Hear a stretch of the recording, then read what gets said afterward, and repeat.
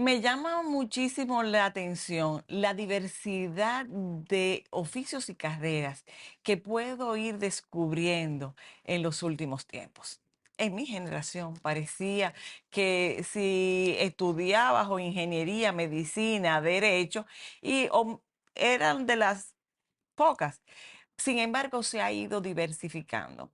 Yo tengo hoy como invitado a Manuel Alejandro Cabral, quien estudió producción animal. Yo misma me pregunté, y es una pregunta muy común en las personas con las que comparte, de qué se trata, qué es eso de producción animal. Hay algo que también llama la atención, que para hacer o para estudiar producción animal hay que ser primero zootecnista. Bienvenido Manuel Alejandro a Mujer a Tres Tiempos y explícanos. ¿Qué te lleva a elegir esta profesión y en qué consiste? Bueno, primero que nada, muchas gracias por la invitación. Para mí es un privilegio estar aquí y poder hablar un poco de mi carrera y lo que es mi pasión y a lo que he dedicado mi vida profesional, que es a la producción animal, a la zootecnia. Yo me considero zootecnista. Eh, Nosotros pertenecemos a la Facultad de Ciencias Agronómicas y Veterinarias, que mucha gente lo confunde con zoólogos, que son son biólogos. Hay gente que estudia biología y entonces se dedican ya a la botánica o a la zoología. Y Eh, ahí están los biólogos marinos y ese tipo. Correctamente, y estudian esas especies salvajes, estudian los bosques, estudian la vida marina. Pero nosotros, que somos el equivalente a los agrónomos que trabajan con la planta. Están los botánicos que estudian las plantas silvestres y están los agrónomos que estudian las plantas domésticas. Entonces, Y lo confunden mucho ustedes con los veterinarios. exactamente. Entonces, el veterinario es un médico, pero animal. Nosotros los zootecnistas somos el equivalente a los agrónomos, pero de la parte pecuaria, de la parte animal. Y entonces nosotros estudiamos el aprovechamiento de las especies domésticas eh, que todos conocemos, la gallina, la vaca, aquellas que sirven para provecho del ser humano, no mascotas, No mascotas, no o sea, mascotas. que no cuidan perritos. No se meten en ese tema que es controversial. Es una broma entre las carreras. Eh, pero, ¿qué significa? El ser, ¿qué hacen ustedes específicamente? ¿Qué hacen los zootecnistas? ¿Qué hace un especialista en producción animal? Eso. ¿Domestican? No, no, la domesticación fue lo que marcó la diferencia entre el ser humano nómada y el ser humano sedentario. Hubo una evolución de la humanidad cuando el ser humano dejó de trasladarse y se asentó en un solo sitio y empezó a construir ciudades. Eh, Nosotros íbamos predando, ¿verdad? Éramos cazadores y recolectores. Entonces, al empezar a practicar el sedentarismo, quedarnos en un solo lugar, tuvimos la necesidad de empezar a guardar estas semillas, a criar animales, porque ya no íbamos a poder desplazarnos por la zona, depredar lo que había y movernos. Entonces, ahí empieza la agricultura y la ganadería. Y ahí luego nosotros empezamos de manera sistemática, de manera consciente, a principios de 1700, por ahí, a mediados del 1700, ya empiezan los programas de mejoramiento genético empírico, nada formal.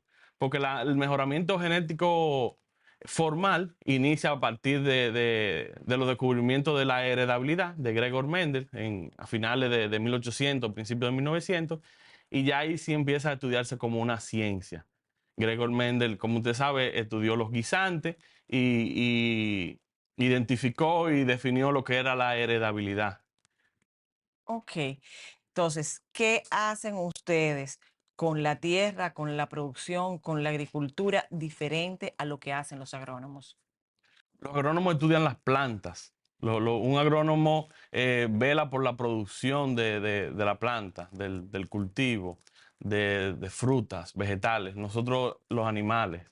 Aunque sí no, estudiamos mucho los pastos y el forraje, pero nuestro interés es conocer esto como cuál es el valor nutricional para los animales, eh, cuál es el sistema adecuado para criar un animal, el mejoramiento genético de estos animales, la nutrición de estos animales, cuáles son las variedades, los procesos que como le comentaba, han evolucionado mucho desde que iniciamos. Ahora ya podemos hablar de mejoramientos genéticos asistidos por marcadores moleculares, que a partir del descubrimiento del ADN inició esta nueva práctica.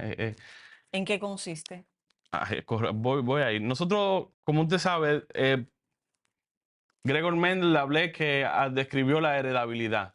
Luego identificamos que esa heredabilidad viene en el núcleo de la célula, en el ADN, que se descubre a mediados de 1900. Eh, y ese ADN contiene un código que describe cuáles son las características que vamos a tener los seres vivos. Ok. Si tú vas a ser blanco, si vas a ser de piel oscura, si tienes los ojos negros. Eso se logra a través de un código de letras que hay específico que codifican para esa característica genética. Luego de que identificamos el ADN, entonces empezamos a caracterizar el ADN, cuál era la secuencia específica de esa letra y qué provocaba qué cosa. Entonces ya nosotros sabemos que en el cromosoma número 6, en tal par de bases, cuando cambia eso, tú vas a tener una producción, tú vas a ser una oveja que produce mucha lana o no produce lana. Entonces, a ese nivel de estudio está ahora mismo el mejoramiento genético. ¿Qué pasa con esto? No solo nosotros podemos especificar identificar cuáles son los genes específicos que producen una característica en un ser vivo, sino que podemos modificarlo. Y yo creo, estoy convencido de que como el mundo cambió gracias a la tecnología de la información en los años 90, tarde o temprano el mundo va a cambiar gracias a la edición genética y al mejoramiento genético a nivel molecular. Porque antes eran características fenotípicas que nosotros podíamos ver en una vaca, la vaca era grande, nosotros cogíamos la vaca más grande, la poníamos con el toro más grande y entendíamos que nos iba a dar un animalito grande. Pero eso era al azar. O sea, ahora estudiándolo pueden tener una certeza de que pueden tener una raza con unas características específicas. No era al azar, porque es evidente que la vaca era más grande. Ahora tú tenías que esperar que la vaca creciera para tú saber si era grande. ¿Cómo tú sabías si una vaca daba mucha leche?